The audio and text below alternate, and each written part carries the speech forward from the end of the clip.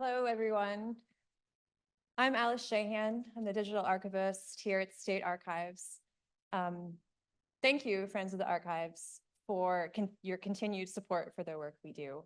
We all benefit from strong advocate by our side. I'm so honored to introduce our next speaker, Dianna Wynn, President of the League of Women Voters. Among her notable accomplishments is her tireless advocacy for voter rights and for active participation of citizens in government. Before she was elected president of the League of Women Voters, she served on its board in various roles, including as vice president and a member of the transition team. Ms. Wynn she previously held leadership positions with the Wake County chapter of the League of Women Voters and and also served as president of the ACLU of North Carolina. Ms. Wynn brings to her advocacy and organizational leadership decades of experience as a community college instructor, professional development trainer, and trial consultant. We could certainly spend some time considering more of Ms. Wynn's accomplishments, but we are lucky enough to have her here. So please join me in welcoming her to the stage.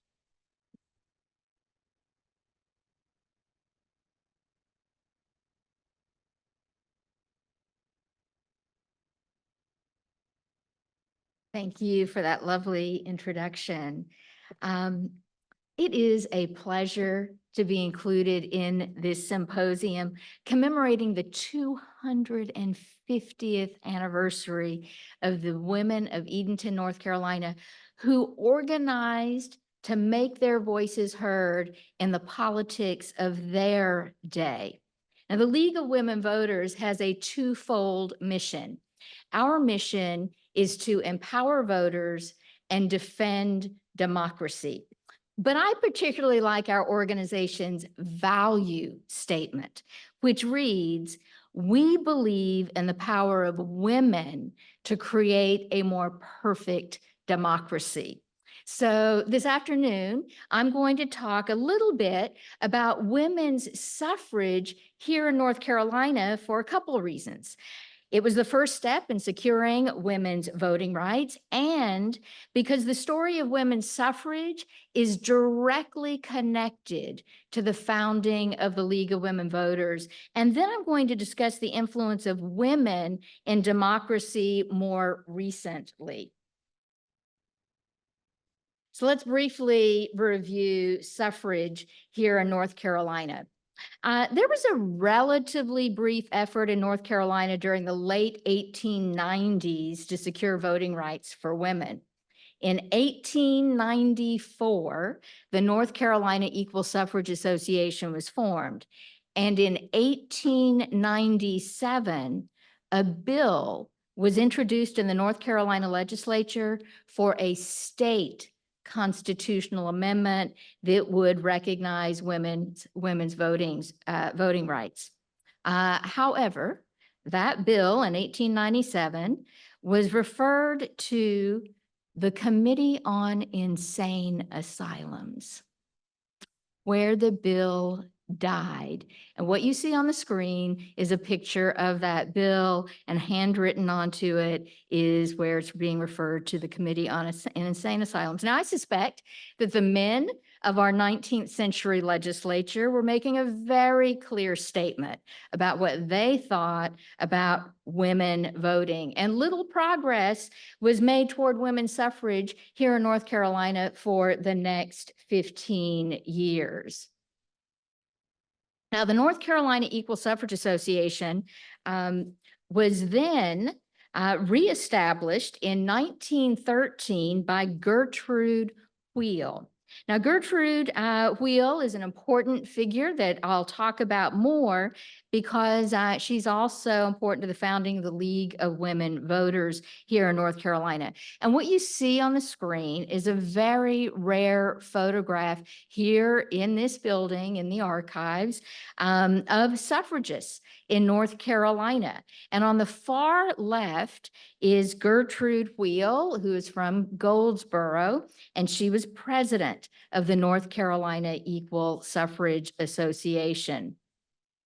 Now, the North Carolina Equal Suffrage Association had a headquarters office in downtown Raleigh on Fayetteville Street. And I'm not going to show you another photograph, but there's another wonderful photograph of the street view of the office. And you can see the North Carolina Equal Suffrage flag outside the office. And a couple doors down is the Anti-Suffrage Association office on the same side of the street.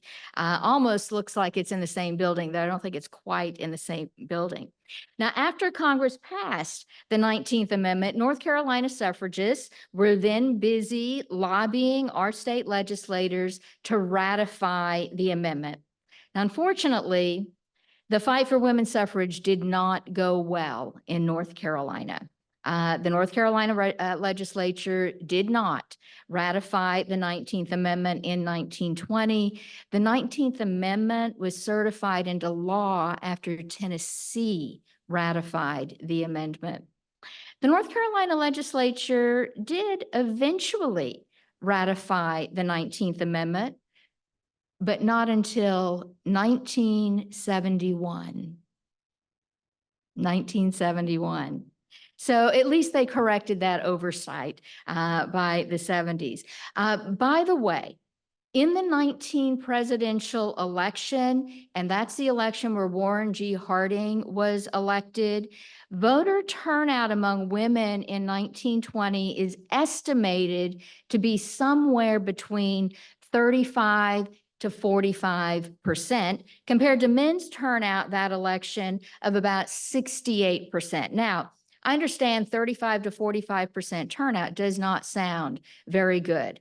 However, given that women had won the fight for the right to vote less than 10 weeks earlier, only 69 days prior to Election Day, I actually think that 35 to 45% turnout is not bad. In just a moment, you're going to see that over the years, voter turnout among women becomes very strong. Now, it's important to note that the 19th Amendment primarily benefited white women at the time. It was not until the 1965 Voting Rights Act was passed that voting rights for women of color and other people of color were more fully protected. So while the 19th Amendment was an important milestone in the history of voting rights, it really is only part of a much longer fight for women's suffrage. So what does all this women's suffrage history have to do with the League of Women Voters? The founding of the League of Women Voters is very much connected to women's suffrage organizations. Carrie Chapman Catt was a suffrage leader, and she was a protege of Susan B. Anthony. And Catt was president of the National American Women's Suffrage Association and was leading the fight for the 19th Amendment across the nation at the time.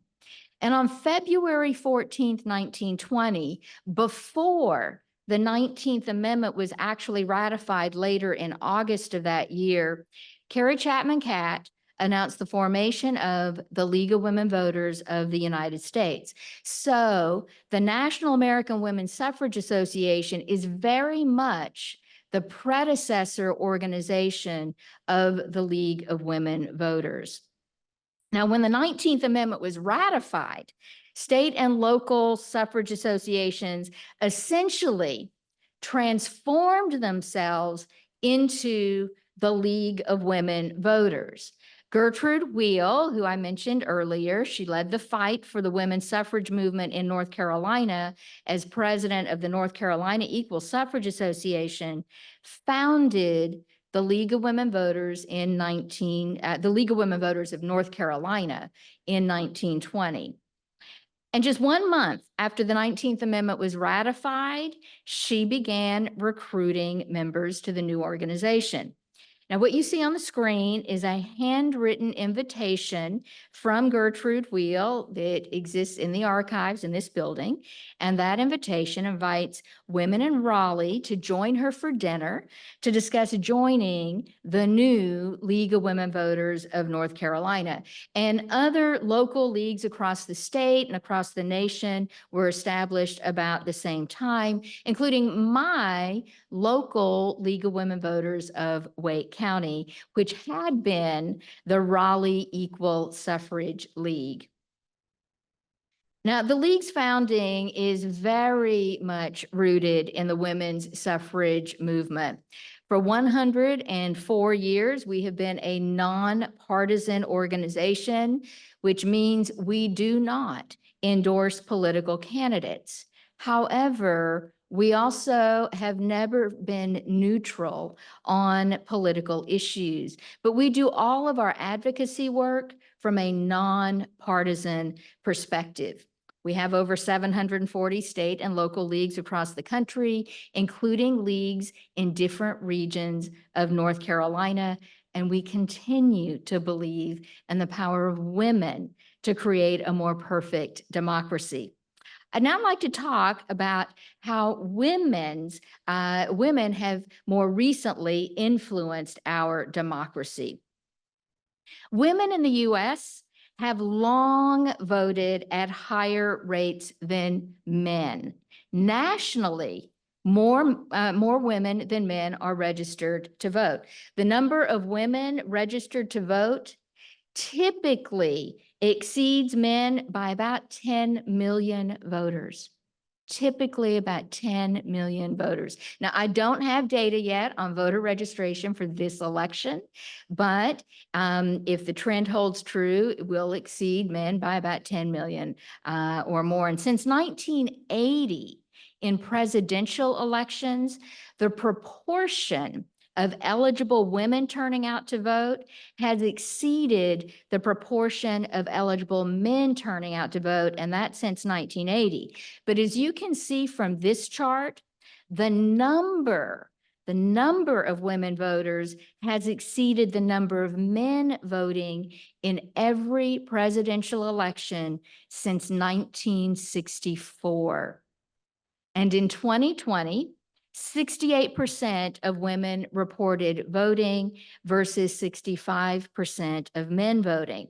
Now, as you all know, the current 2024 election is not over. So obviously, I don't have final data to share with you about this election, but we do have some initial data. Of the 62.8 million mail-in and early-in votes across the nation so far, 54% are women voters and 44% are men voters, so about a 10-point difference. And again, that could change because we haven't gotten to general election day yet.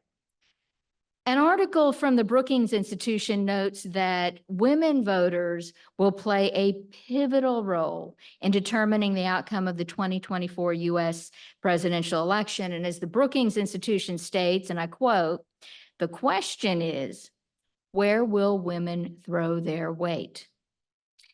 But I do have to point out, women are not necessarily a monolithic voting bloc. All political parties have women supporters, though research does suggest some gender gaps in politics, especially on particular political issues, which I'm not going to go into today.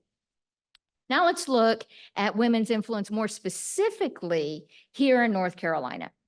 In 2020, women accounted for 56% of all voters in North Carolina. And in 2020, 77% of women registered to vote actually turned out to vote, compared to 75% of male registered voters. In 2022, the number of women voting in North Carolina exceeded the number of men by about 170,000 voters. That may not sound like much, but two things to remember. 2022 was a midterm election, and you see a dramatic drop in voter turnout in midterm elections versus presidential elections. And in a state like North Carolina, where races can be very close, 170,000 voter gap can make the difference for some races on the ballot. Now, again, the election is not over, and we will not know the results, the actual results of the election in North Carolina until November 15th. I'm reminding voters of that now. November 15th, which is when county boards of elections have their canvass meetings, and they will determine the final count for the election. But so far, of the 3.6 million mail-in or in-person early voters in North Carolina, 55% are women, compared to men being only 44% of the voters so far. So about an 11-point difference. And again, we don't know if that wide of a gender gap will hold, given the election is not yet over.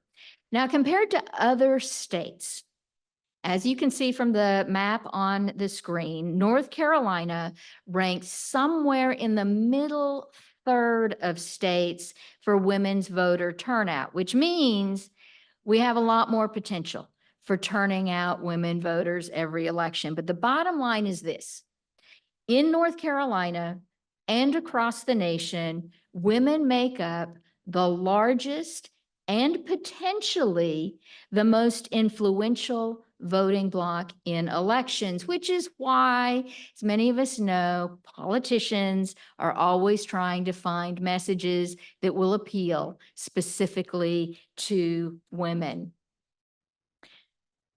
Despite women's tendency to outpace men in voting, North Carolina women remain underrepresented in elected office. And we've heard earlier about some fabulous women that we have had representing us.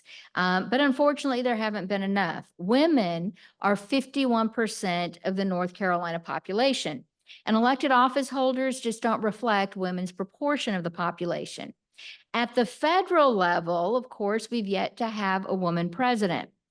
We currently have no women senators representing North Carolina, and we've only ever had 2 women senators in our entire state history. And those 2 senators were Senator Elizabeth Dole and Senator Kay Hagan. And only 5 of our 14 congressional districts are currently represented by women. Now, at the state level, we currently have a male governor, as you know, and no women are running for this office in the current general election. So whatever the outcome is in the governor's race, we will have a male governor. And Beverly Perdue, who you just heard about, has been our only woman governor in North Carolina to date. Only 16 out of 50 of our state Senate seats are held by women in our General Assembly, and only 35 out of 120 of our state House seats are occupied by women. And at the county level, the majority of North Carolina counties have none or only 1 or 2 women serving as county commissioners. Now, I'm not saying that the men in office aren't doing a good job. I will let you be the judge of that. However, women simply are not represented in proportion to our population. As you can see from this chart, women's representation in the North Carolina State Legislature has slowly improved since 1975. However, at our current rate, women will not reach parity with men in the state legislature until 2084. That is 60 years from now, and that is simply not soon enough. The reality is that fewer women than men run for office. Typically, women candidates in North Carolina are outnumbered 3-1 during elections. So why don't women seek elected office as often as men? There are a lot of reasons, and we could talk about those potential reasons all day long, but here are some major ones, potentially. Childcare and elder care responsibilities, it typically disproportionately falls to women, and that can leave very little time to campaign for office and then to hold public office. Women also tend to have less personal wealth than men. So that means less personal funds to bankroll a campaign. And quite frankly, holding an elected office typically doesn't pay very well. So a woman who wants to or needs to contribute significantly to her household income may not be able to because public office doesn't pay well, or she simply doesn't have the time given the demands of her work. Though I will note this, what the research tends to show is that when women do run for office, when they campaign, they tend to be pretty good fundraisers. So it's not that women can't get the funds to run, but less personal wealth and the demands of their own jobs with a lesser paying public office and what that would hold can make that office much less appealing. Another reason women don't run for office as often as men is they're not encouraged to. The research suggests that women are 40% less likely to be encouraged to run for public office than men, 40% less likely. And there are various other potential reasons that women don't seek public office as often as men. However, as Dr. David McLennan of Meredith College points out in his report, The Status of Women in North Carolina Politics, the primary reason more women don't run for office appears to be self-perception. Men are more likely to see themselves as qualified to hold public office. Women are half as likely to see themselves holding that kind of position. And of those women, very few of them actually take steps to run for office.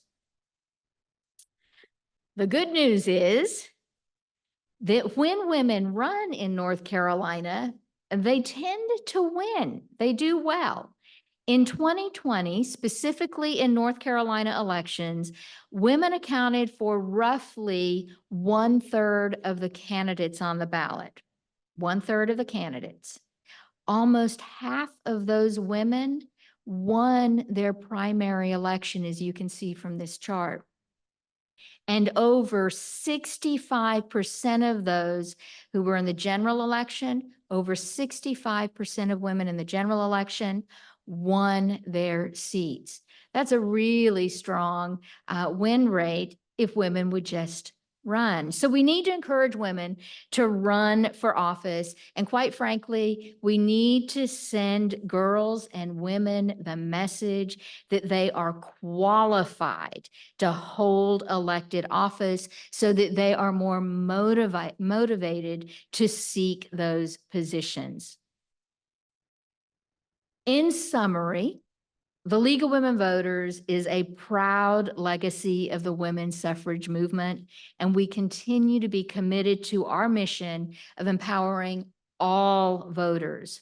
Women today constitute a majority vote in the United States and in North Carolina, and we're running for office in greater numbers. And we are more active in the political process than ever before in history. The Carnegie Endowment for International Peace published an article earlier this year titled "On the Front Lines: Women's Mobilization for Democracy in an Era of Backsliding." The article observes that there has been an erosion in old and new democracies in every region of the world, including in the United States. However, the article's analysis concludes that women have historically been at the forefront of pro-democracy movements and that, quote, women are driving pro-democratic mobilization, including in the United States. Now, finally, I cannot step off a stage during an election season without reminding you to go vote this election. The League's vote411.org site is a nonpartisan one-stop shop for information about the election and information about the candidates on your ballot. And remember, the League does not endorse candidates. Our mission is to empower you to exercise your voting rights. As I think about those colonial women in Edenton who were determined to have a voice in the politics of their day, I believe that the spirit of the Edenton women of 1774 is alive and well 250 years later in North Carolina. Thank you for including me today. It really has been a pleasure to be here this afternoon. And do we have time for a couple questions, or are there any questions?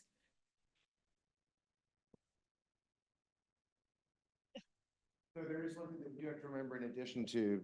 I'm suffrage. sorry. Okay, right. All right, all right. All right.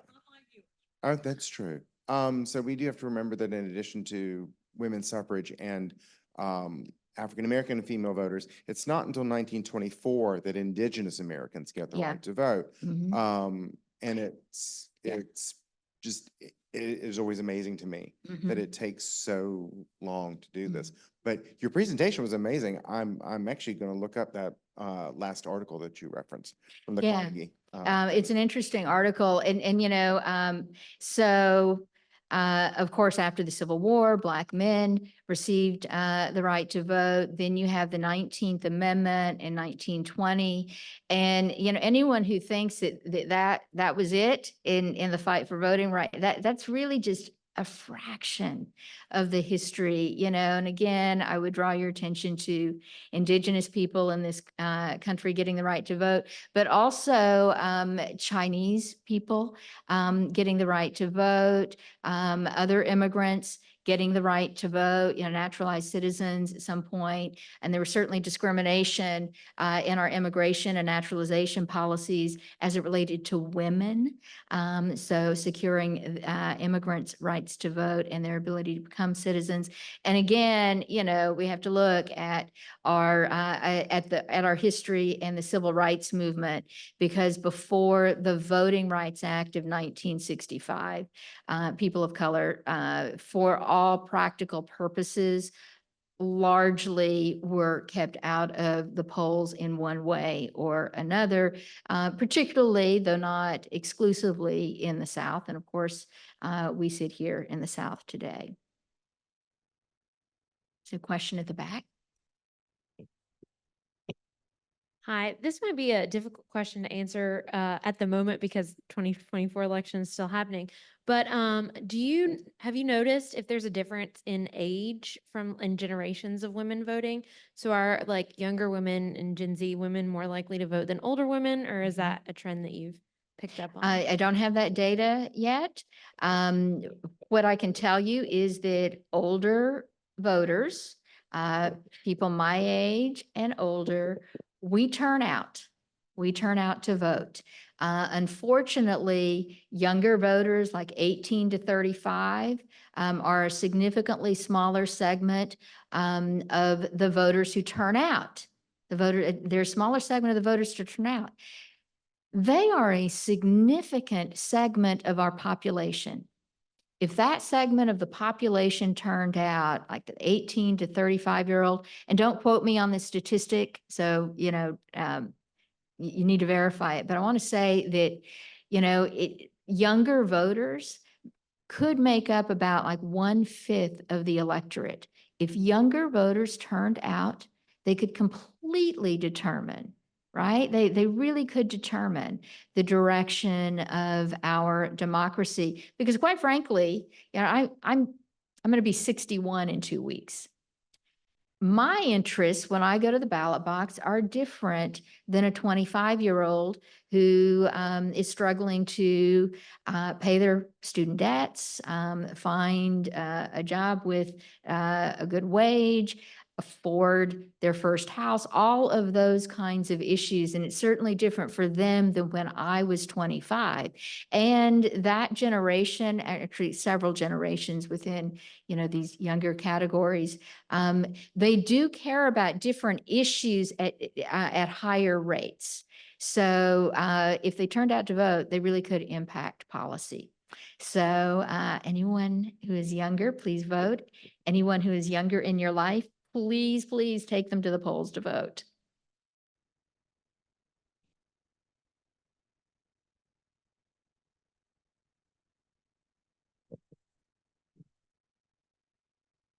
Thank you again for being here. I was just curious, like the League of Women Voters has grown and changed over the years, and I'm sure that there's many answers to my question here, but is there a particular moment where the organization has evolved in a way that you feel most proud, either in their approach or a particular program that was most successful that just personally you feel proud of? There are several. You know, like any organization that's over 100 years old, we've made mistakes in the past. What I am proud of is the League embraces its history and commits to learning from its mistakes.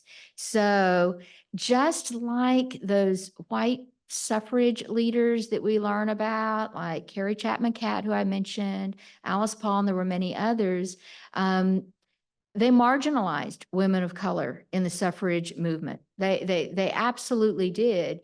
And, you know, while I am proud to be part of an organization that is an outgrowth of the suffrage movement, there is a darker history that I'm not proud of, but I think it's important that we learn from. The League very much embraces diversity and inclusion within its membership. Now, in terms of positions we have taken, moments I'm proud of, I'm going to point to a couple. One, we were the lead organization to get the national voting. You know what, I'm getting the name wrong, so I'm going to call it by its shorthand. It's the Motor Voter Act. So when you go to the DMV and other government agencies, and they are required to provide people the opportunity to register to vote. We were the lead organization for that. And that actually is a package of all sorts of reforms that still hold today. And you may not realize it, but you're reading about some of it in the news when there's some challenges right now to like voter roll purges, things like that, that we're pushing back against. I'm very proud that during the 1950s, during the Red Scare, the McCarthy era, our president of the League of Women Voters then, Percy Maxim Lee, went and testified to Congress, calling out how anti-democratic what was going on was. Those are proud moments. I will tell you, most of the time, we do the work. We register voters year-round, every year. The numbers are just now trickling in.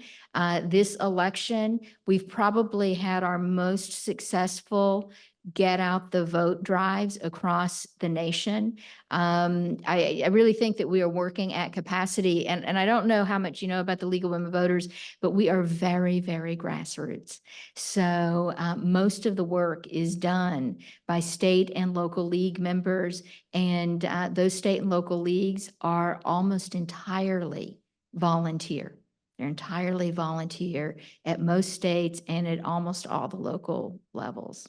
So a lot of proud moments, but I also believe in, you learn from your history. And I'm going to assume that many of you in here love history and you understand what I mean by taking lessons from history and never forgetting that so you can move forward and do better.